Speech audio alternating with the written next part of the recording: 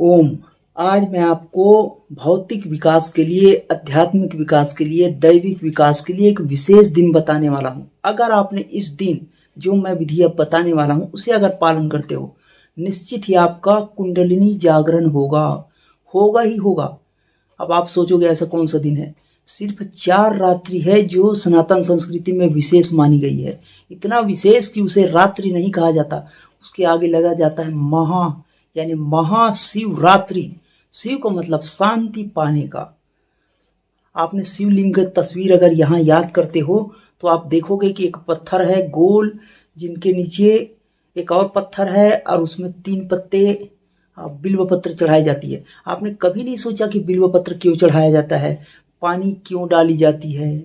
अब आप सोचेंगे तो पूजा की विधि है। कोई भी विधि यूं ही नहीं बनाई गई। जैसे कि मैं उदाहरण देता हूँ, अगर माताओं को देखा है आपने कि सिंदूर लगाते हैं, तो सिंदूर ही क्यों लगाते हैं? क्योंकि यहाँ पे छठवां केंद्र है। जैसे कि किसी व्यक्ति को आपने तिलक लगाते देखा, तिलक क्यों लगाते हैं? क्योंकि आप छठवां केंद्र है और उसे याद दिलाने के लिए कि कहीं ना कहीं से आपकी शक्ति यहाँ छुपी हुई है। लेकिन अब कुंडलिनी का ही प्रतीक है वो, जिसे आप शिवलिंग कहते हो। आपने अपने गुरुजन से पूछो, अगर वाकई वो इस मार्ग के पथिक होंगे तो आपको सच्चे में गाइड करेंगे। महाशिवरात्रि के दिन देखो, फाल्गुन मास के चतुर्दशी के दिन, उसी दिन ही क्यों, गणेश चतुर्थी उसी दिन, महाशिवरात्रि उसी दिन, कुछ खास दिन होते हैं। हमारे ऋषि मुनियों ने हमारी शक्ति को जो छुपी हुई है उसे जगाने के लिए उन लोगों ने काफ़ी रिसर्च करने के बाद, उनको आप रिसर्चर कहा करो, वो हमारे मन के रिसर्चर थे, मन की शक्ति को जगाने के ऋषि थे, यानी रिसर्च। मैंने पिछले सत्संग में बताया था कि अंग्रेजी साहित्य में अनुसंधान के लिए कोई शब्द नहीं है, वो यहीं से लिया गया है, ऋषि शब्द से लिया गया है, रिसर्च यानी खोज। अब आप सोचते होंगे मन का विज्ञान नहीं है। बिल्कुल है, मन का भी विज्ञान होता है। जैसा आप सोचोगे वैसा ही आप बनोगे। जैसे आपने रासायनिक क्रियाओं को किया है कि 2 पदार्थों को मिश्रण करोगे तो एक नया पदार्थ बनेगा, वैसे ही जैसा आप सोचते हो और सोचने वाला और परिस्थिति, तो वैसा ही नया आपका नया संस्कार बनता है। उन्हीं संस्कारों का परिणाम है कि आप आज इस भ्रम में पड़े हो कि नहीं, शिव जी कहीं बैठे हैं, उसे बुलाना पड़ेगा, कहीं प्रसन्न होगा और दूध डालेंगे, खीर पूरी चढ़ाएंगे तो वो खुश होगा। बिल्कुल नहीं, ये इसके अंदर रहस्य छिपा है जिसे आप नहीं जानते हो। तात्विक अर्थों में लेकर समझो आप।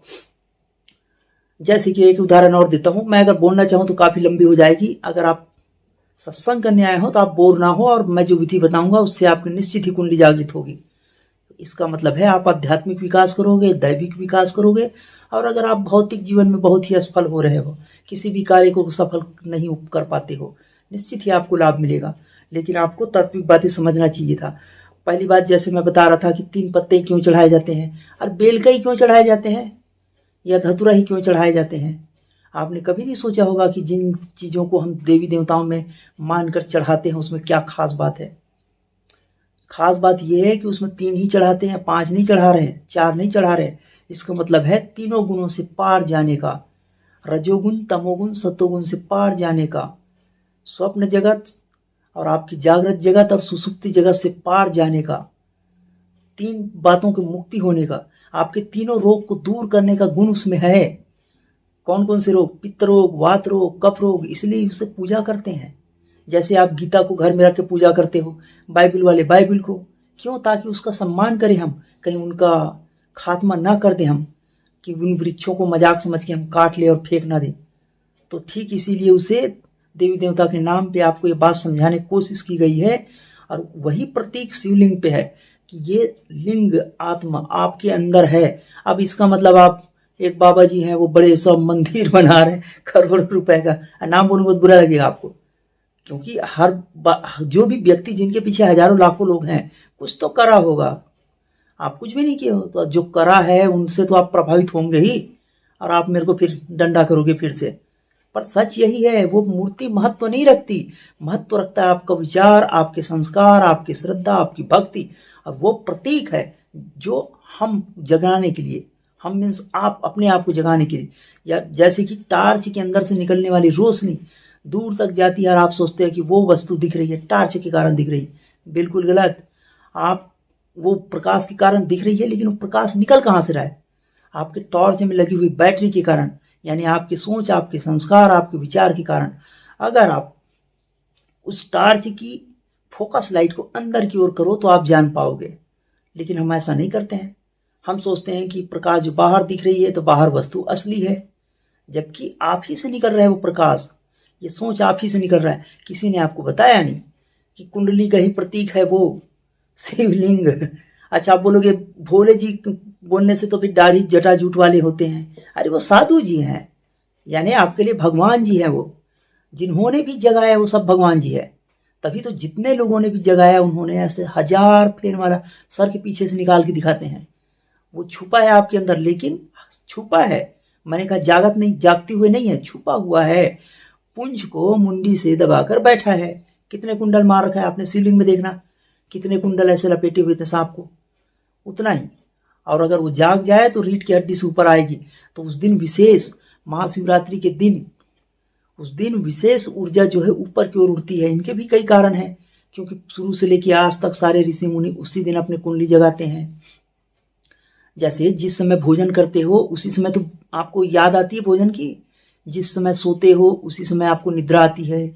खाने के समय है आपको, बगैर चाय पीने का समय है, बगैर कुछ कहे आपको याद आ जाता है, बगैर घड़ी देखे जान जाते हो कि अब मेरी चाय पीने का समय हुआ। मन में तलब हो रही है। मन को ही जीतने का नाम तो है मनोविज्ञान, आध्यात्मिक विकास का नाम मन को जीतने के लिए तो है। अब आपके ऋषि, आपके जो गुरुजन है उनको पता ही नहीं था, वो तो सीताराम जी वाले थे। अब उनको ये सब बातें नहीं पता होगी। मैं आलोचना नहीं कर रहा, आपके गुरु की बात बता रहा हूँ। इस बात को आपको समझने के लिए एक काम करो कि अगर आप प्यासे हो और आपके पिताजी ने कुआं खोद रखा, उस कुएं में पानी ही नहीं है, और आप अपने अहंकार में अड़े हो कि पड़ोस में मिल रही है ताजा शुद्ध जल, उनके कुएं से निकल रही है, आप लेना ही नहीं चाहते हो, तो प्यासे मरोगे कि नहीं मरोगे? ये भी कैसी अज्ञानता। अरे वो देने को तैयार है और आप लेने को तैयार नहीं। तो ठीक वैसे ही है। कुछ लोग बोलते हैं कि हमारे गुरु ने नहीं बताया, वो तो बस रामायण की वो चौपाई पढ़ते रहो बोला। अरे तो रामायण की चौपाई भक्ति मार्ग है, ठीक है, कि कैसे पिता होने चाहिए, कैसे पुत्र होने चाहिए, वो सब है उसमें, ठीक है, अच्छा है, कुछ नहीं से तो बेहतर है। कुछ लोग बोलते हैं मंदिर ही जाने बोले, तो ठीक है, कहीं शराब खाने से जाने से बेहतर तो है कि आप मंदिर जा रहे हो, लेकिन उनसे भी बेहतर हो सकता है कि आप अपनी कुंडली शक्ति को जगा लो, अपनी आत्मशक्ति को जगा लो। कुछ लोगों को बड़ा भारी लगता है ये बात। अरे बड़ा ही आसान सा काम, हम गारंटी देते हैं, लिख के देते हैं, स्टाम्प लगा के दे देंगे। स्टाम्प से क्या लेना, ये सारे आश्रम आपके नाम कर देंगे। और क्या गारंटी दे दें, मात्र 7 दिन में एक्टिवेट हो जाता है। 7 दिन में, सिर्फ विधि है। अब वो विधि हम जानते हैं, गुरु कृपा से, परमात्मा की विशेष कृपा है हम पे, तो हम तो जानते हैं।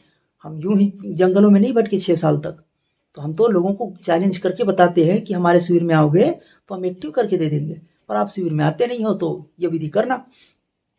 तो मैंने बताया आपको कि ये शिवलिंग है, वो आपकी आत्मशक्ति को, शिव शक्ति को जगाने का। शिव ने आपके अंदर ही है, कुंडली शक्ति का प्रतीक है। बस कुछ नियम है, उसे आप पालन कर लो। भूमिका बनाना बड़ी लंबी बात है, और आपको जो बातें बताना तो बहुत छोटी सी है।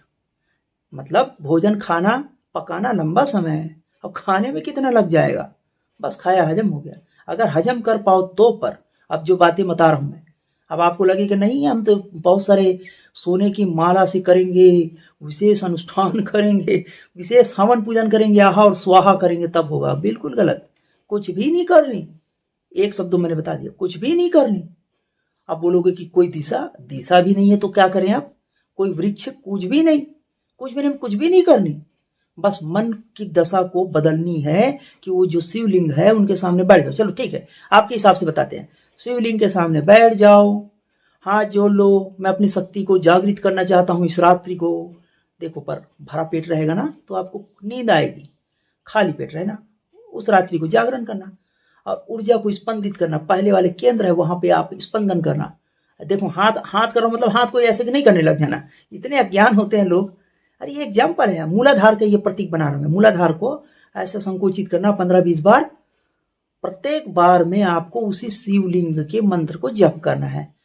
देखो कैसे करना है, ओम ओम ओम। अब आप हाथ को ऐसे पकड़ लोगे, ओम ओम करने लगोगे। मुझे भी हंसी आती है लोग जब सवाल करते हैं कौन से हाथ को करना है। अरे एग्जाम्पल बता रहा हूँ, वीडियो में क्या दिखाऊंगा आपको।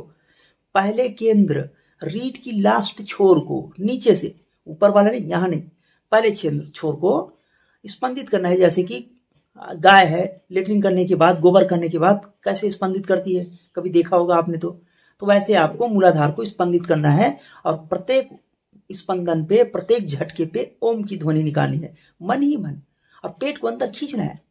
यह विशेष क्रिया है, इसे आपको करना है। ओम ओम की ध्वनि करते जाना, कंटिन्यू 5 मिनट, और उसके बाद शांत बैठ जानी है। अब आप बोलोगे कि हमें तो सिखाया गया कि बेलपत्र चढ़ाओ, 7 फेरे लगाओ, अगरबत्ती लगाओ, बहुत सारी विधियां। ये सारी विधियों को तोड़ने का, छोड़ने का नाम है आत्मविश्रांति, शिव शांति। नाम हजारों लाखों करोड़ों दे दो, आखिर सब के सब वहीं आना। तो पहले मैंने बताया, मंदिर में जाने के बजाय आप ध्यान करते, शांति पाते। कुछ ना करने से बेहतर है कि मंदिरों में घूम रहे हो। शराब खाने में घूमने से बजाय अच्छा तो है कि मंदिरों में घूम रहे हो, लेकिन मंदिर में भी आपको उतना कुछ ना मिलेगा। मंदिर भी इसलिए बनी थी, वहाँ पे कोई साधु महाराज जो है तपस्या करके अपनी जागरण किया था शक्ति को, इसलिए। और अगर आप जहाँ बैठे हो वहीं जागृत हो जाए तो फिर क्या बात है, वो भी मंदिर हो जाएगी। हाँ, शोरगुल होता है, अगर बगल में रसोईया है या बाथरूम है, उसकी बदबू आ रही है, रसोई की खुशबू आ रही है, तो खुशबू और बदबू दोनों ही नुकसानदायक है। आपको दोनों से बचनी है। कोई आपकी तारीफ करे तो भी नुकसानदायक, और कोई आपकी आलोचना करे तो भी नुकसानदायक। ये तो बात वही हो गई। कुत्ते को दोस्ती भी बुरी, दोस्ती करेगा तो पैर मुंह चाट लेगा, और कुत्ते की दुश्मनी भी बुरी, क्या करेगा फिर, दुश्मनी करेगा तो पैर काट लेगा। मतलब संसार की हर चीजें माया जो है, दोस्ती भी बुरी, दुश्मनी भी बुरी। आपको क्या करना है, मतलब दोनों में लिप्त नहीं होना है, करते हुए भी नहीं करना है, दोस्ती भी करो और नहीं भी, फंसे नहीं रहना आपको। तो इस तरह से आप जीवन जीने लग जाओगे। अभी जैसे मैंने उदाहरण दिया, अगर आप ऐसा विधि करते हो तो एक ही दिन में आपके मूलाधार में स्पंदन होगी, ऊर्जा जो ऊपर की ओर आने लगेगी। आप बोलोगे कंप्लीट हो जाएगा, बिल्कुल नहीं। अपने गुरु शरण जाना, मैंने सिर्फ शुरुआत करना सिखाया है, और उसके बाद शांति से बैठ जाना, ध्यान करना। लग जाए तो ठीक, ना लगे तो फिर से वही काम। फिर क्या करना, फिर स्पंदित करना, ओम ओम की ध्वनि करना मन ही मन, और स्पंदन करते जाना, और रीढ़ की हड्डी सीधा रखना, पेट सीधा रखना, अब पेट अंदर की ओर रखना, और आंखें बंद रखना, यहाँ पे रखना, आंखें गड़ा कर अंदर से। कोशिश नहीं करना, बस मंत्र करना, स्पंदित करना अपने मूलाधार को, उसके बाद 5 मिनट के बाद फिर से शांत बैठ जाना। अब कुछ लोगों की ये सवाल होगा, 5 मिनट हम कैसे जानेंगे? अरे लगभग में भाई, लगभग में, ज़्यादा भी हो सकता है, कम भी हो सकता है, लेकिन अच्छा होगा या माला ले लेना। आप 5 माला घुमाना, प्रत्येक माला पे ना ओम ओम घुमाते जाना, मन ही मन बोलना, आंखें बंद रखना, और स्पंदन करते जाना। 5 माला घुमाना, अब हो गई फिक्स संख्या, और उसके बाद माला रख देना, शांत बैठ जाना।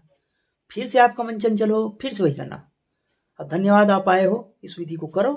अब मैं अपने गुरु से पूछूं, पूछ लो, हमारे तरफ से तो आज्ञा है। हाँ, आज्ञा नहीं, मतलब विशेष विशेष तरह से आपको रिक्वेस्ट है कि आप करो, और भी आगे की जानकारी के लिए हमारे शिविर में आ सकते हो।